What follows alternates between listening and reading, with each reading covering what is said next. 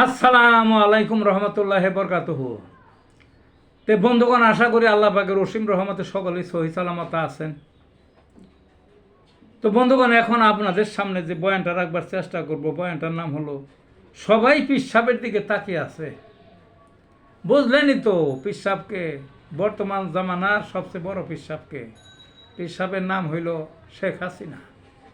যে কোনো কারণে, যে কোনো বহুবিধ কারণে, কি কারণে, কারণ নয়, বহুবিধ কারণ নয়, অকারণে, অপকর্মে অপকর্মে অপকর্মে বিশ্বের সর্বাধিক অপকর্মের মানুষ যদি একটা থাকে, মহিলা, একেবারে শীর্ষস্থানীয়। তা অপকর্ম সবার মুখস্থ, আর বলার দরকার নাই। পিসাব গতিচ্যুত, পিসাব গতিচ্যুত, সবাই সব জানেন। তাকেই আছে অনেকে যে পিসাব আবার কবে পুনর্বহাল হবে, বুঝলেন না?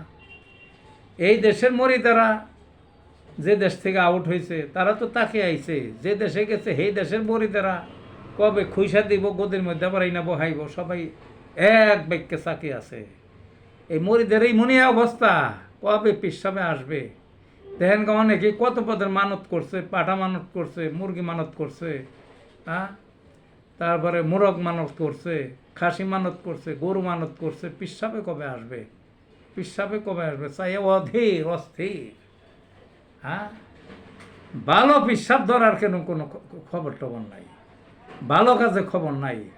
দুনিয়ার জঘন্য অপরাধ করছে মানব নামের পরিচয় দিয়ে, তাই যে পিসাব মানছে এবং তাকে আছে কবে আবার বসবে। আর তার পক্ষে এখনো সাফেই গায়, তার পক্ষে এখনো সাফেই খায় কোটি কোটি মানুষ, কোটি কোটি মানুষ, কোটি কোটি মানুষ যাদের কোনো রকম স্বার্থ ছিল না। স্বার্থ যাদের ছিল তারাও হাজার হাজার কোটি টাকার মালিক হয়েছে, লাখ লাখ কোটি টাকার মালিক হয়েছে। দুনিয়ার জিন্দিগিটা তারা তাদের মঙ্গল মনে করে করছে, তারা করলো দুনিয়ার দিকে তাকাইয়া।